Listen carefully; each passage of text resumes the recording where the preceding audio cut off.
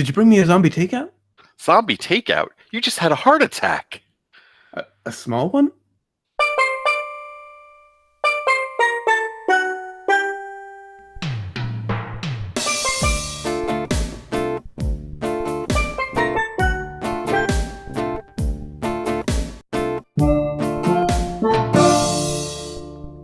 Hello and welcome to Zombie Takeout, the B-Movie and Cult Movie Show. I'm John. And I'm Scotto. And before we get to this week's movie, just want to announce that last night, as we're recording this, Tuesday night, I was a guest on the Geek Questioner podcast again. I did it a couple of years ago.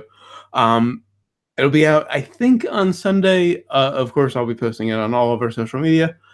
Big thank you to Charlie and Aaron for having me on. It was a ridiculous amount of fun. You'll understand that when you listen to it. Yeah, I will definitely give it a listen. And on to this week's movie, which is from 1975, The Sunshine Boys. Of course, this is our Neil Simon tribute. And of course, that brings us to the impromptu plot summary, sponsored by Front Piece Potato Chips. You'll hate them so much, you won't be able to stop eating them. And they're not funny. No. Also brought to you by New Jersey. People don't go there unless they really have to. Yeah, or, well, I'm not going to get into this shore, but you really don't need to go to the shore, at least not some people. All right, so we have an aging vaudeville star. Well, I guess he was a star decades earlier than this, but he's fighting the retirement thing. He's holding on to a career for dear life. But he's just, of course, not getting anywhere. His nephew is doing everything he can to get him some work, acting in some commercials, which, with the whole news of the one Cosby Show guy, being shamed for working at a real job. Jeff Allen, it's kind of interesting that we're seeing, you do what you can, man. Man. I think that, well, obviously that's been a lifestyle that actors have had to deal with for a long time. Of course. You need a day job a lot of times. And the shame that goes, shaming actors for having a day job is kind of a thing too, because there's this perception that if you are successful in the entertainment industry on any level, you're a millionaire. Yeah. We're millionaires because we're on camera right now. Exactly. And for the record, Trader Joe's is a sweet, sweet gig. I was hearing about that when that news broke, because apparently it's great benefits and very flexible hours, which allows him to audition and work when he can. He has like 1 or 2 acting gigs a year. Back in the day, not even that long. Well, maybe it was a while back now. I was really trying to get and close to getting a gig there myself, but did not. But I mean, you're talking about benefits. You're talking about reduced price in food. You'd be an idiot to not do it. Right. Exactly. So we have this older man though trying to get in the business, stay in the business still, just taking whatever he can. But he just doesn't have his head for it anymore. He can't really remember the lines anymore. He navigating through New York, which can be difficult for anybody. But it's just not going well. And so he gets this big opportunity, but the problem is he has to work with his old partner from vaudeville who he has despised for about 12 years, I think they said. Well, 12 years. He retired 12 or so, 12 to 15 years earlier. But he despised him longer than that because he just irritated it. It was little irritations. They worked together for 43 years. Yeah, exactly. And every finger poke and spit, drove him nuts. I was kind of wondering, wow, I guess that's the benefit of just working together over Skype. You don't have to worry about anything like that. See if Skype's around in another 20 years. I don't know. You think we'll be doing this in another 20 years? You think YouTube will exist in another 20 years? I mean, it's been 13. It wouldn't be a surprise. Actually, it wouldn't be 20 years. We haven't consistently worked over the last 26 years together. Off and on. But so it'd be 17 to get us to 43 since he started, but there was a gap. Yeah. But anyway, the gig is on national television. It would get them some great exposure, introduce them to a new generation, but they have to somehow work together. Now, of course, if you're a mature adult, you could do it. But they were entertainers.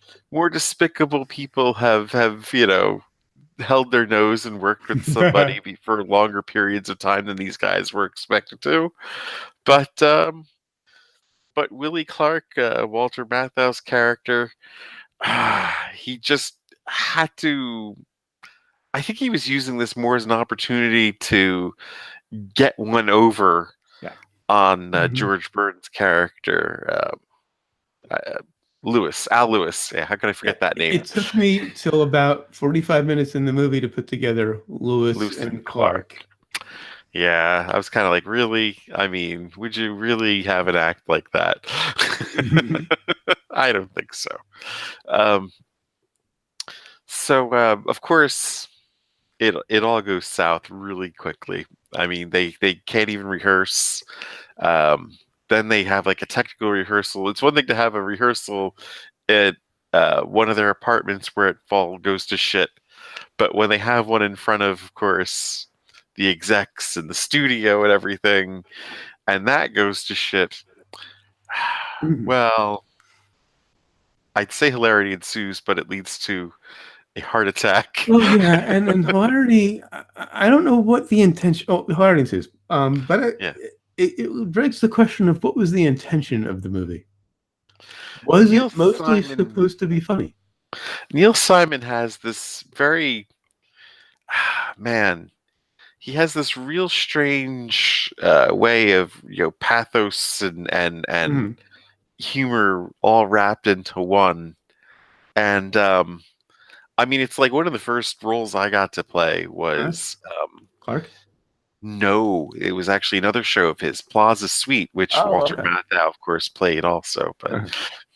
But it was this middle-aged executive, and he's cheating on his wife, and it was just this, it was kind of this Who's Afraid of Virginia Woolf with like zingers thrown in and one-liners thrown in for good measure. Only I don't think I'd read Who's Afraid of Virginia Woolf or seen it until years after this. So I was like, wow, how did Neil Simon take that and do this? But he liked doing this with dudes too. So I mean, the male relationship and just how guys want to kill each other, which you don't really see all that often if you think about it. Well, and you can tell this is from an earlier time in a lot of ways. Of course. The first one that struck me is the length of the credits. I forgot how long the opening credits sequences used to be. Yeah. And it's very kind of monotonous and one level. And I have a feeling it was designed to just allow people some time to get settled in the theater. Yeah.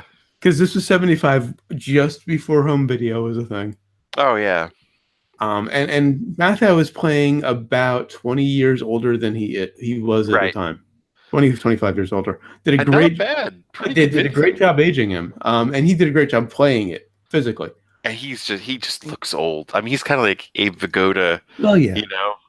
Where they thought Abe Vigoda was like way older than he was on Barney Miller, and he wasn't as old. Well, but they did a makeup job and then a hairpiece, I think, in this movie. That's not just. Oh, yeah. In this case, yeah. He was in his mid-50s. He did not look like that. Right. But there's what feels like a lot of jokes about cognitive decline. Yeah. He's like the doddering old man, but to the level that it is just sad.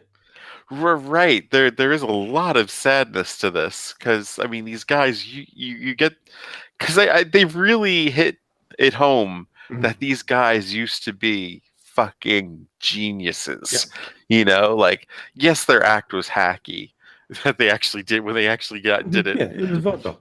Although it was that is not language that they would have been using in vaudeville. Right. Playing in fucking Peoria, you would not have pulled half that shit. That was the act verbatim. I don't think so.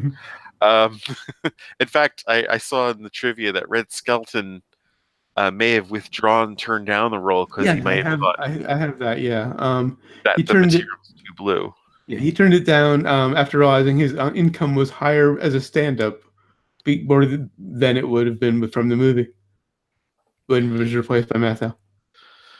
But yeah, there's a lot of jokes about cognitive decline, and to the point where like Clark, Matthew's character, is completely lost at the beginning of the movie. Oh yeah, Like he accidentally went, so I think he went west instead of east. right. He was on the west side instead of the east side. Yeah.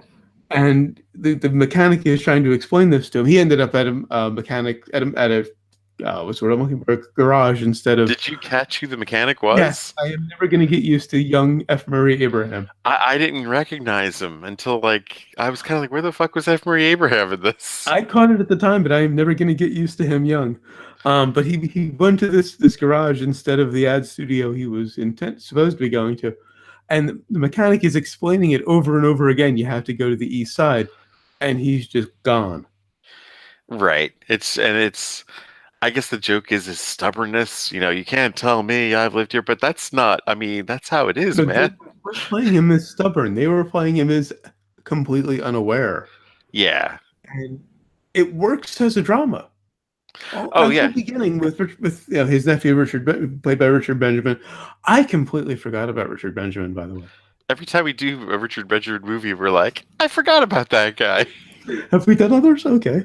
I think we have. We've talked about him before. I think Okay. The Burbs, maybe. I Oh, think possibly. there were a couple other Huh. movies. We haven't done Saturday the 14th, have we? We should. Or we But- may have. I don't know. But Maybe that my cognitive dissonance. that could be. But that whole beginning fuck. with him, with the two of them, it plays as a drama really Yeah. well. So Well, I I'm. mean, when he pulls the knife on him. But well, that was later when they were rehearsing. But the beginning when they were just covering Clark, Yeah. his backstory effectively, it works really well as a drama, which makes me wonder if it was intended to be comedy. I mean, I laughed twice in the first half hour. One with the line about his finger was in a splint for a month after he was after Lewis was poking Clark, and Clark had a He hit the metal piece of thing. metal on, yeah. And the line that killed me, as Clark was saying this about Lewis, as a comic, no one could touch him. As a human being, no one wanted to touch him. Yeah, Mathau is the reason. I couldn't imagine this. I saw they had other people that were talking about playing these guys, but I just can't. I can't picture anybody but Mathau carrying this off. No. And Burns too. I mean, the subtlety in his performance was just stunning. And yeah, that is true. Burns is very good. Maybe I would have rather seen someone maybe a little bigger in there. I don't know. Their chemistry wasn't great. I will admit that's one of the few flaws of the movie. Is they're individually they're amazing, but they just didn't quite play off of each other as well as I would have liked. By the way, Burns' character is Al Lewis. Yeah, which is kind of an odd name to pick because I mean, Grandpa? everyone knew who Al Lewis was back in Yeah. the 70s. But oh yeah, also we got to see Burns without his hairpiece, which was I had no idea he wore a piece. There was another movie where he didn't have a hairpiece too, and I cannot for the life of me remember which one it was. There was something where that was kind of like a shocking thing where they come into the nursing home and he's, without his piece. And it's just like, yeah, you can't expect a dude to still have his hair when he's fucking 90 years old. I mean, he's 80 here. Right. But yeah, I think that I liked a lot of the one-liners that Mathau got out. Mm. And of course that kind of paves over the drama that's really lying underneath this.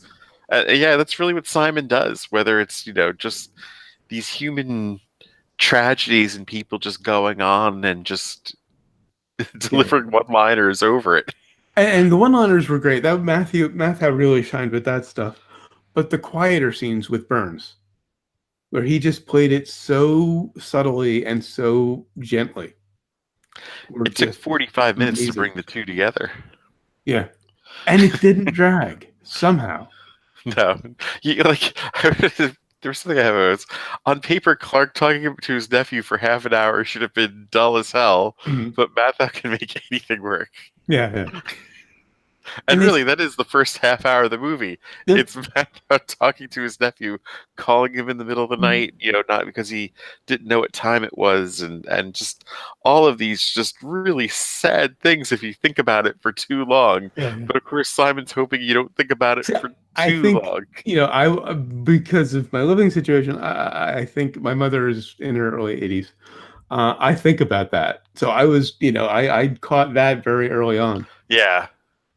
Um, by the way, New Jersey is in the country. You know, I Hey, mean, I'm kidding. New Jersey is kind of everything. It's got farmland and suburbs and city up north and, the well, beach, if you of think course. about it, hmm, I would say before the 50s, Oh, yeah, yeah. like even North Jersey, It where wasn't we really think developed. of it as just complete sprawl, blight, Mhm. whatever, was farmland. Yeah, true. Like the place where my grandparents, their house. I mean, they were one of those houses that was built in the 19th century, and then everything kind of built up around it until like the 70s. When I'm kind of come along, I'm like, what do you mean this used to be farmland? Also, the moving furniture gag. Oh my god, that was genius. It was incredibly predictable, but it was funny as hell. Well, it was predictable, but you didn't expect it to go on for Yeah, as it long went on as really it long. did. And then they just, I mean, then the other one starts doing the other thing, Yeah. and I mean, And that whole scene ends with Mathau shouting "Enter" out the window. Hunter. Incidentally, Burns has a line about I don't know how many years I have left. He had about 20 years left at that point. That's crazy. He really lived till 95, 96. 96. Wow. I double checked because I thought it was maybe 10 years. He made it into the mid 90s. Because sure, it was like one of the PSAs I cut was George Burns talking about his doctor being Mhm. dead. Yeah. He's still alive then. Son of a bitch. Another thing that dates it is the nurse. Oh, First, which, when they're talking about casting her, and then the character in general, that would not fly these days, even if it was in that context. yeah. Oh, yeah, the whole bit that they did. Just no. No. I don't think that would have flown just even a couple years No, ago, no. let alone now. And one of my other few criticisms of the movie, the timing in the actual sketch was a little bit fast. Was really, yeah. The actual sketch itself was really bad. Well, the jokes were hackney, and of course, but the way they were kind of racing through it kind of didn't do service to the jokes, and maybe that was intentional. Maybe they were deliberately trying to make it look even worse. But there was some other dude in it. Mhm. I mean, it was just Well, they no. cast the nurse. They told them, we need to cast this nurse. Maybe They there was talked about the the nurse. nurse. They didn't talk about the other patient in the That's true. beginning. It was kind of, it didn't fit the sketch. Mhm. It really No. didn't. It didn't It play was like a vaudeville it sketch. was there to show them blowing up at each other and then leading to the heart attack.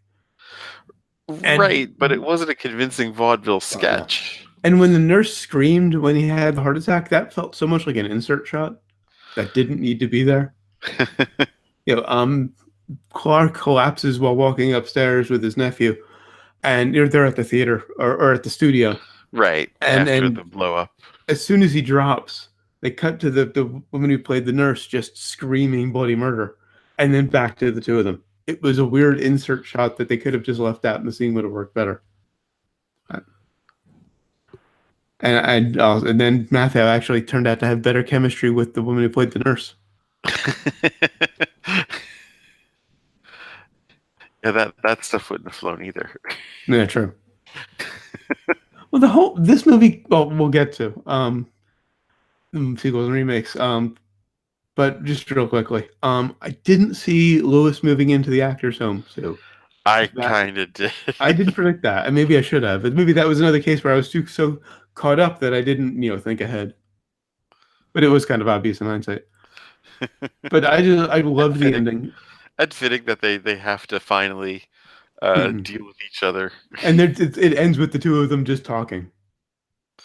Yeah, and it was a very nice ending.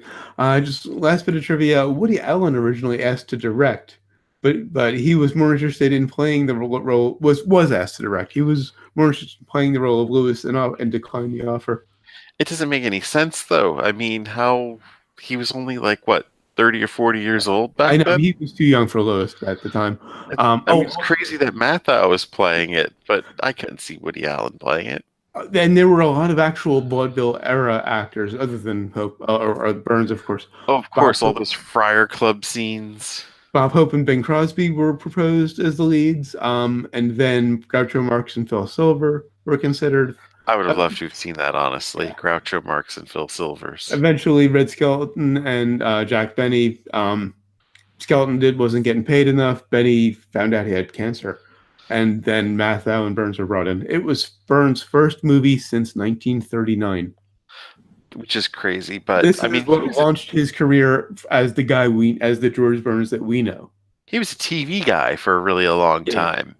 I mean, he wasn't a movie guy. well, Like sure. Burns and Allen, that was huge for Yeah, TV, but it was but just a different, yeah, genre then. in that era. But in the modern, Yeah, in the era that we know, the old George Burns who we grew up with, this is what launched that. yeah.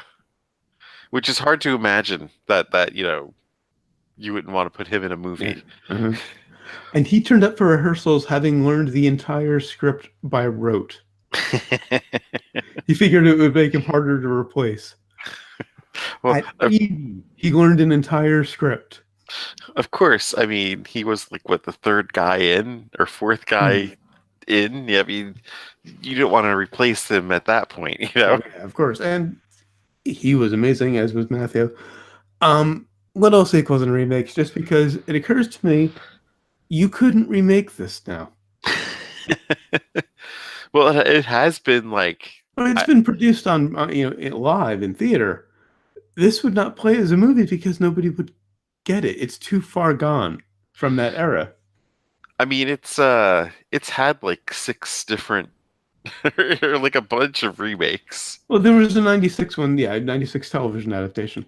But 20, even now, 20 years after that, I don't think this as a movie would fly. I just think the vaudeville era is so far gone that you would have to set it in the 70s, and I don't think that would play either. I think the vaudeville stuff, if you actually did real vaudeville stuff, would still play Well, out that would because play, yeah. it's slapstick. Mhm. I mean, That's eternal. You just the, need the right people to play it, and you'd have to bring in some serious improv comics to I really think pull it the off. the one glaring flaw of the movie is that the vaudeville Mhm. sketch, is a 1970s vaudeville Right, sketch. exactly. It's a Benny Hill sketch, pretty much. Yeah, You pretty know, much. Yeah. it's very 70s. Mhm. And I think if he had actually done a real vaudeville sketch, I think it would have been more timeless, actually, which On the is brain, odd to think about it. If Mhm. you think about making it older to make it timeless, but On the brains. on the brains. I really enjoyed it. A couple of issues with the chemistry and some of the timing, but I'm gonna go for I'm going for it too. Walter Matthau's worth the price of admission alone. and Burns. I got to keep shouting out Burns 'cause in those quieter scenes. He really just blew me away. His acting. I mean, there's a point you really think Mathau's gonna just fucking kill Burns when he pulls the Yeah, knife. right. You're really just like, wow, wait a minute, what turn is Neil Simon really gonna give us a turn where we have a murder of some sort? I mean, he does do a heart attack, but he doesn't usually get that serious. So, And what have we learned? uh, you know, the Frumpy's potato chips. I don't know. I learned that pickle is funny. Well, there's too much sodium in them. Hmm. Anyway, that's it for the Sunshine Boys. If you enjoyed this video, please give it a like and subscribe if you haven't.